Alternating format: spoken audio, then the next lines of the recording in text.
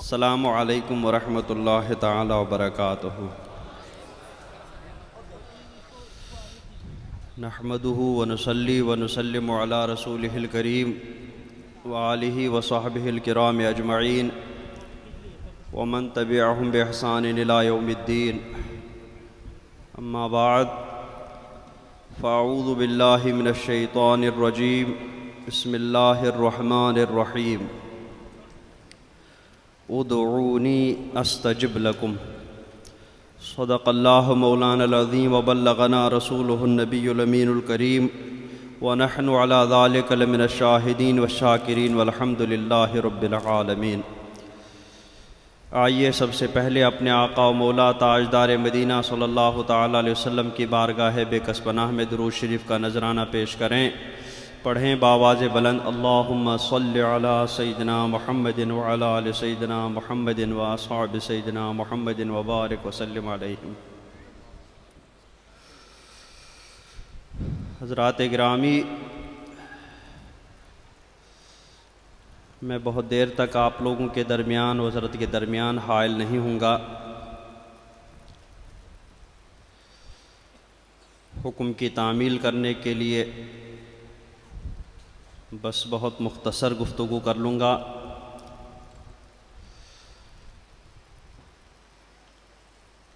سب سے پہلے میں آپ لوگوں کو مبارکباد پیش کرتا ہوں کہ آپ لوگوں کی کوششوں سے، محنتوں سے آج اتنے عرصے کے بعد حضرت کی تشریف آوری ہوئی۔ اس پروگرام کے لیے جیسا کہ مولانا ممتاز صاحب نے بتایا، بہت عرصے سے کوشش ہو رہی تھی۔ شہنواز بھائی بہت وقت سے لگے ہوئے تھے، کیونکہ حضور تاج الشریعہ علیہ رحمت و رضوان کی طبیعت آخر میں بہت علیل ہو گئی تھی، بہت زیادہ سفر نہیں ہوتا تھا، اس وجہ سے پروگراموں کا سلسلہ بھی بہت حد تک رک گیا تھا۔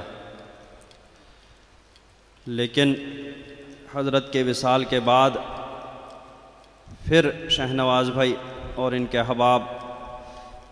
بالخصوص یہاں کی کمیٹی والے نظام الدین بھائی، مولانا ممتاز صاحب اور دوسرے وہ تمام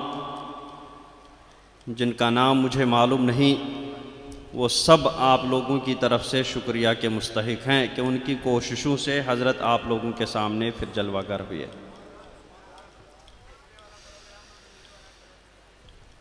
میں نے جس آیت کریمہ کی تلاوت کا شرف حاصل کیا، اس میں اللہ رب العزت اپنے بندوں سے ارشاد فرماتا ہے، ادعونی استجب لکم، کہ تم مجھ سے دعا کرو، میں تمہاری دعا قبول کروں گا۔ تو دعا کرنا لازم اور ضروری چیز ہے، کیونکہ دعا بھی عبادت ہے۔ اس لیے سرکار دو عالم صلی اللہ تعالیٰ علیہ وسلم نے بھی دعا کی بہت ساری فضیلت بتائی۔ دعا کے سلسلے میں بہت ساری احادیث کریمہ ارشاد فرمائے۔ ارشاد فرمایا، الدعاء هو العبادہ، کہ دعا عبادت ہے۔ اسی طرح ارشاد فرمایا، من فتح لہ فی الدعاء منکم، کہ جس کے لیے تم میں سے دعا کے دروازے کھول دیے گئے، فتحت لہ ابواب الاجابہ، اس کے لیے قبولیت کے دروازے بھی کھول دیے جاتے ہیں۔ تو جو دعائیں زیادہ سے زیادہ کرتا ہے، اس کے لیے زیادہ سے زیادہ قبولیت کے دروازے بھی کھول دیے جاتے ہیں۔ اور ایک روایت میں ہے، فتحت لہ ابواب الجنہ، کہ اس کے لیے جنت کے دروازے کھول دیے جاتے ہیں۔ اور ایک روایت میں ہے، فتحت لہ ابواب الرحمہ، کہ اس کے لیے رحمت کے دروازے کھول دیے جاتے ہیں۔ ایک اور حدیث پاک میں ہے کہ لا يرد القضاء الا الدعاء، کہ قضا تقدیر کو صرف دعا ٹال دیتی ہے۔ دعا مانگیں گے تو ہونے والی مصیبت کو بھی وہ دعا ٹال دیتی ہے، رد کر دیتی ہے۔ اسی لیے دعا مانگنے کی اتنی تاکید فرمائی گئی۔ ایک روایت میں ہے الدعاء ينفع مما نزل ومما لم ينزل، کہ دعا اس مصیبت سے بھی فائدہ دیتی ہے کہ جو نازل ہوئی، اور اس مصیبت سے بھی بچاتی ہے جو ابھی نازل نہیں ہوتی ہے۔ اور ان البلاء لینزل، اگر مصیبت نازل ہوتی ہے اور بندے دعا مانگتے ہیں اور وہ دعا اس مصیبت کے سامنے کھڑی ہو جاتی ہے، تو وہ دعا اس مصیبت کو بندوں تک آنے نہیں دیتی ہے۔ اور ایک روایت میں ہے من لم یسأل اللہ یغضب علیہ،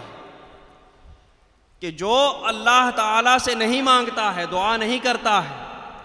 تو اللہ تبارک و تعالیٰ اس پر غضب فرماتا ہے۔ سرکار صلی اللہ علیہ وسلم نے ارشاد فرمایا لا تعجزوا فی الدعاء، کہ دعا مانگنے میں عاجز مت ہو جاؤ، بور مت ہو جاؤ،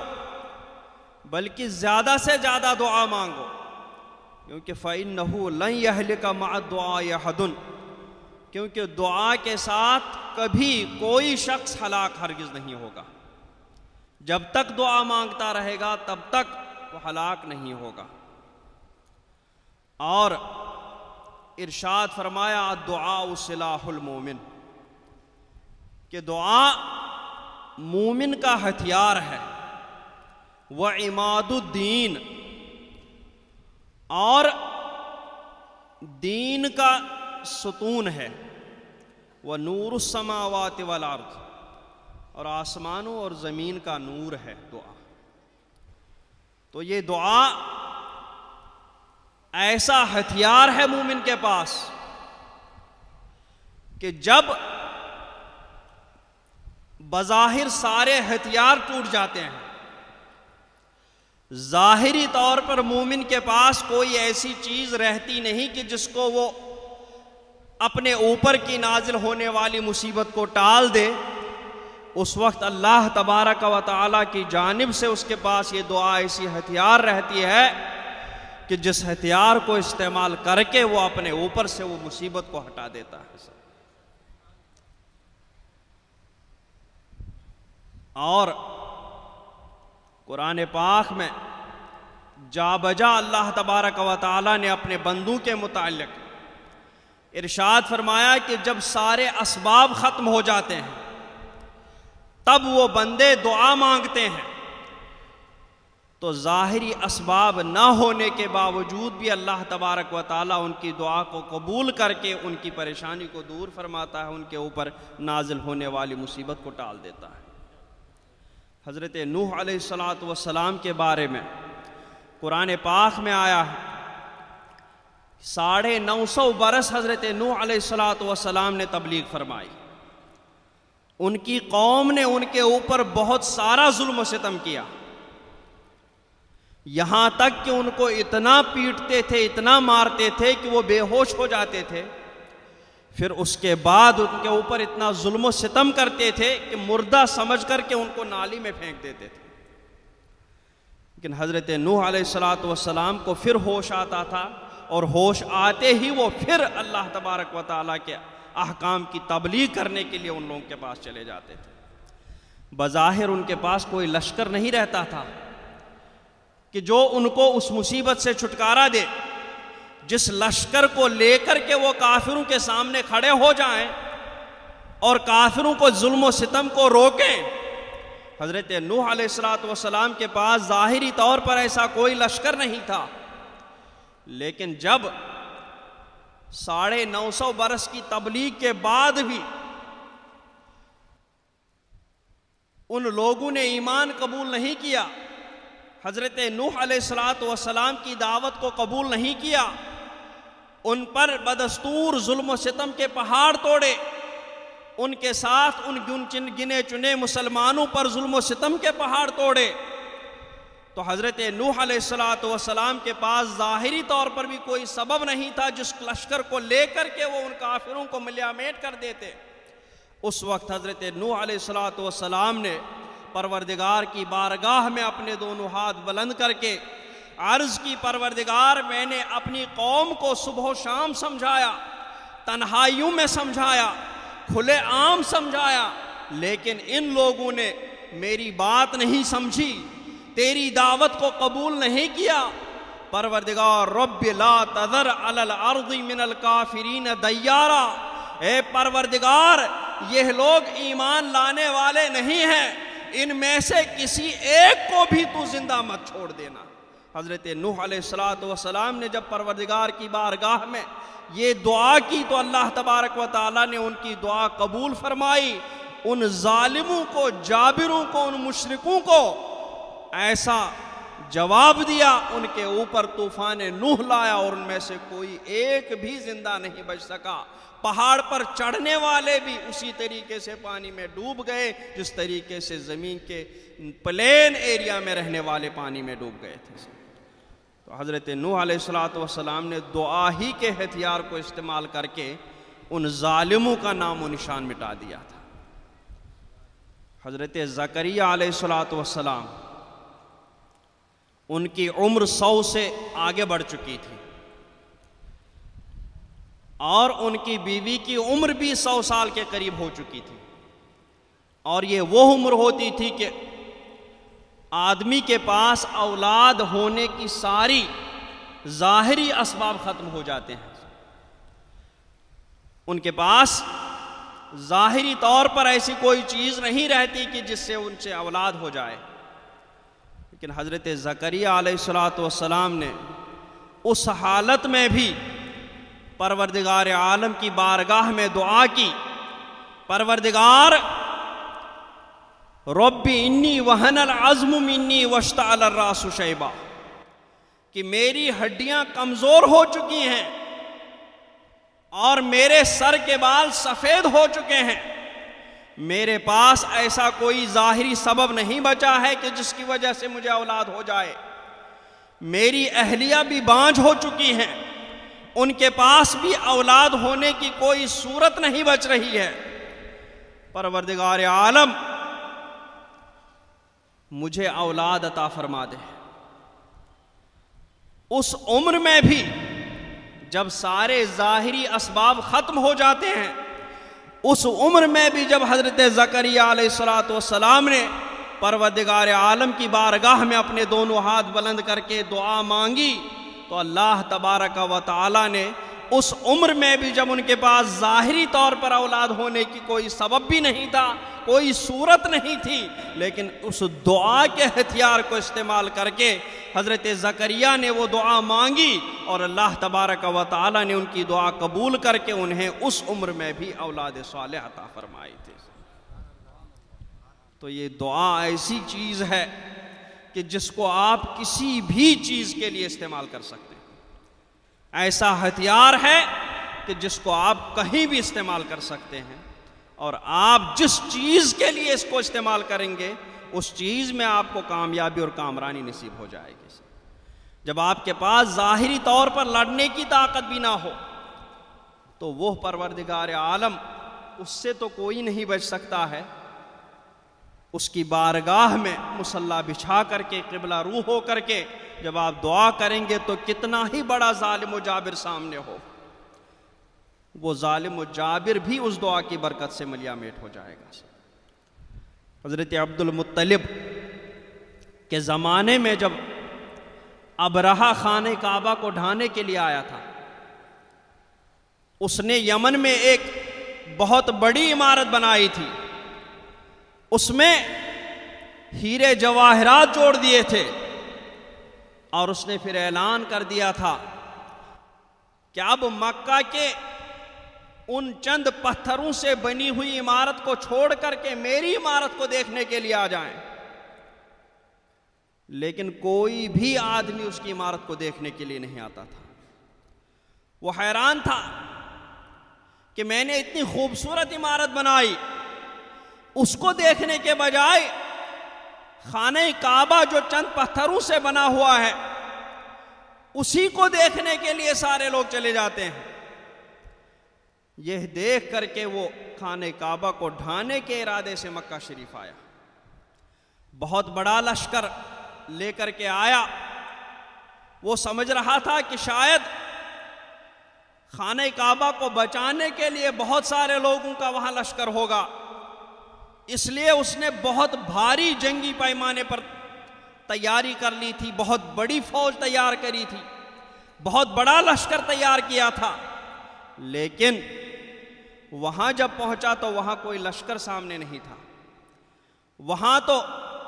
حال یہ تھا کہ حضرت عبد المطلب کو جب بلایا گیا اور ان سے کہا گیا کہ میں خانہ کعبہ کو ڈھانے کے لیے آیا ہوں، تو حضرت عبد المطلب نے کہا کہ میرے جو 200 اونٹ ہیں مجھے وہ واپس کر دیے جائیں۔ ابرہہ حیران تھا، وہ بار بار کہہ رہا تھا عبد المطلب میں خانہ کعبہ کو ڈھانے کے لیے آیا ہوں اور تم اپنے 200 اونٹ واپس مانگ رہے ہو۔ تو حضرت عبد المطلب نے جواب دیا کہ ابرہہ میں 200 اونٹوں کا مالک ہوں، اسی وجہ سے میں انہی کو واپس مانگ رہا ہوں، اور اس خانہ کعبہ کا بھی ایک مالک ہے، وہ خود ہی اس کی حفاظت فرمائے گا۔ جب عبد المطلب وہاں سے اپنے اونٹ لے کر کے روانہ ہوئے،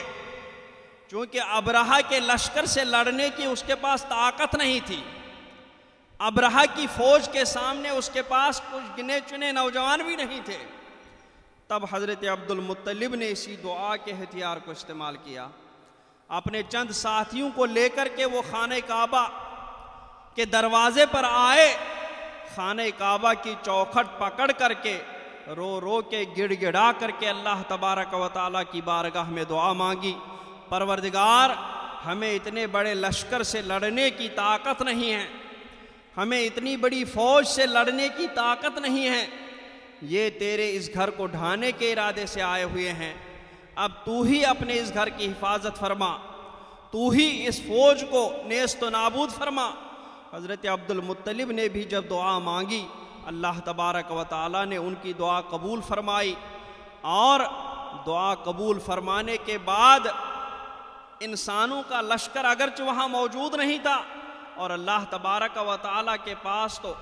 ایسے لشکر ہیں کہ جن کا کسی کو بھی علم نہیں ہے، وَمَا يَعْلَمُ جُنُودَ رَبِّكَ إِلَّا هُوَ، اللہ تبارک و تعالیٰ کے لشکروں کو صرف وہی جانتا ہے، اس کے لشکروں کو کوئی اور نہیں جانتا۔ جب ابرہہ اپنے لشکر کو لے کر کے خانہ کعبہ شریف کے قریب آ رہا تھا، تبھی اللہ تبارک و تعالیٰ کا لشکر ابابیل کی شکل میں، پرندوں کی شکل میں آیا، اور ہوا میں آ کر کے ان کے چونچ میں اور ان کے پنجوں میں ایک ایک کنکر تھا، وہ معمولی سا کنکر جب وہ چھوڑتے تھے تو نیچے لوہے کا لباس پہننے والے شخص کے سر پر جب وہ کنکر گرتا تھا، بہت معمولی کنکر، وہ بھی اس لوہے کے لباس کو چیر کر کے اس کے پیروں تک آ جاتا تھا، اور وہ شخص وہیں پر ڈھیر ہو جاتا تھا۔ اور اس ابابیل کے لشکر نے اس بہت بڑے لشکر کو، ابرہہ کی اس بہت بڑی فوج کو بہت چند منٹوں میں ایسا نیست و نابود کر دیا کہ ان کا نام و نشان بھی وہی مٹا دیا۔ صرف ابرہہ بچا تھا اور اس کے ساتھ 2-4 نوجوان بچے تھے، لیکن ان کو بھی ایسا زخم ہوا کہ وہ بھی جب اپنی قوم کے پاس واپس گئے تو وہ زخم ناسور بن چکا تھا، بدبودار ہو چکا تھا، اور بدبودار جب ہوا تھا تو اس کی قوم نے بھی اس کو اپنی بستی سے باہر نکال پھینکا تھا، اور وہ اسی زخم کے تڑپ تڑپ کر کے بدبودار ہو کر کے مر گیا تھا۔ تو دعا ایسی عبادت ہے کہ جب ظاہری طور پر ساری چیزیں ختم ہو جاتی ہیں، تب اللہ تبارک و تعالیٰ کا یہ ہتھیار استعمال کیا جائے تو سامنے چاہے کتنی بڑی فوج، کتنے بڑے ہتھیاروں کے ساتھ، کتنے بڑے ساز و سامان کے ساتھ کھڑی ہو جائے، یہ ہتھیار اس تمام فوج کے ظلم و ستم کو مٹا کر کے رکھ دیتی ہے۔ اور لیکن اس ہتھیار کو چلانے کے لیے بھی کچھ شرطیں ہیں، اس ہتھیار کو دعا مانگنے کے لیے بھی کچھ شرطیں ہیں۔ اگر ان شرطوں کے ساتھ دعا مانگی جائے تو وہ دعا یقیناً اللہ تبارک و تعالیٰ کی بارگاہ میں قبول ہوتی ہے، اور جب قبول ہوتی ہے